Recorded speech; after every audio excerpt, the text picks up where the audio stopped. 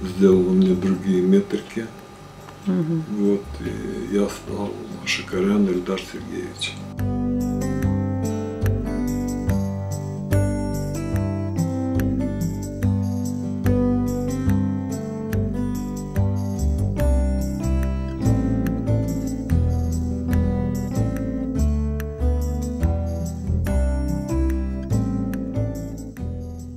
Через интернет, в общем, мы очень много узнали, то, что раньше не знали вообще. Ну, например, что моя мама была председателем общества НДГ, а я вообще такого понятия у нас не было.